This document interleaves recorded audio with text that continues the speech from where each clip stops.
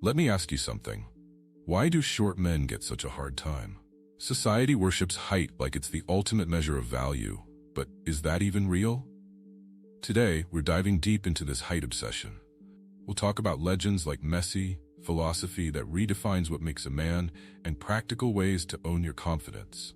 By the end, you won't just see height differently, you'll see yourself differently. Alright, let's break this down. Everywhere you look, movies, ads, even the workplace, it feels like being tall is some golden ticket. Women list tall as a preference. Leaders are often portrayed as towering figures, and if you're not part of the 6-foot club, you're made to feel less. But here's the truth no one talks about. Society focuses on easy metrics. Height is just an easy way for people to measure someone without actually digging deeper. It's like judging a book by its cover. Lazy and often wrong. Think about this. How many people do you know who are tall but lack substance? They rely on their height because they think it's enough. Now flip it. How many legends in history had to prove themselves, not because of their size but because of their skills, intelligence, or resilience? Marcus Aurelius, a Roman emperor, once said, "You have power over your mind, not outside events." Realize this, and you will find strength. That's your first lesson today. You can't control your height, but you can control how you use it. Let's talk about Messi. Lionel Messi, the greatest footballer of all time. He's 5'7". In a sport where taller players are often favored for their physicality, Messi rewrote the rules. They said he was too short to play at the top level. His response? Watch me. Messi turned his so-called weakness into his strength. His size made him more agile, harder to defend against, and gave him a lower center of gravity. Every time someone underestimated him, he let his skills do the talking. And here's where philosophy comes in. Lao Tzu, the Taoist philosopher, said, "A tree that bends with the wind is stronger than one that resists." Messi bent with the wind. He didn't fight his size, he used it. Now think about yourself. How many times have people dismissed you for something you can't control? Maybe it's your height, your background, or something else entirely. What if, instead of fighting it, you embraced it? Here's the thing. Society thrives on making you insecure. It's the foundation of marketing. They sell you things by convincing you that you're not enough as you are.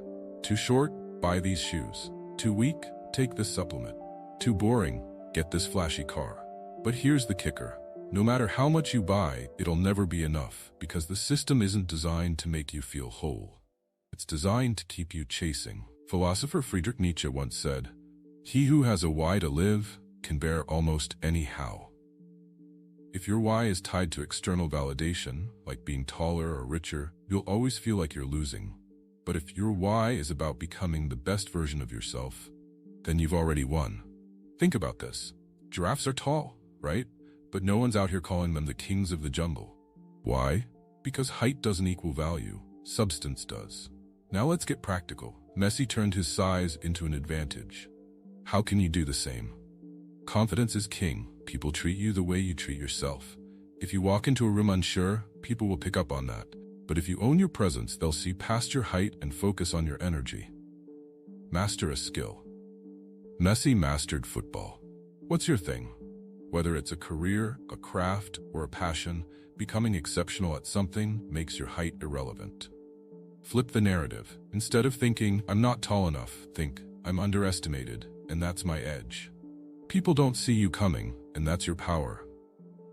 Let's zoom out. Why do we even care so much about height? It's because we've been conditioned to think that physical traits define us. But look at history. Napoleon Bonaparte, one of the greatest military leaders, was 5'6". Albert Einstein, barely 5'9". Height didn't stop them from reshaping the world. This is where philosophy gives us the ultimate truth. Your worth isn't in your appearance. It's in your character, your actions, and the value you bring to others. Lao Tzu said, "The wise man is one who knows what he does not know." A tall man might be seen first, but a wise man is remembered forever. Here's how you start shifting your mindset today. Number 1, focus on growth. Not physical growth, but mental, emotional, and skill-based growth. Be the guy who walks into a room and commands attention, not because of height, but because of presence. Number 2, surround yourself with the right people.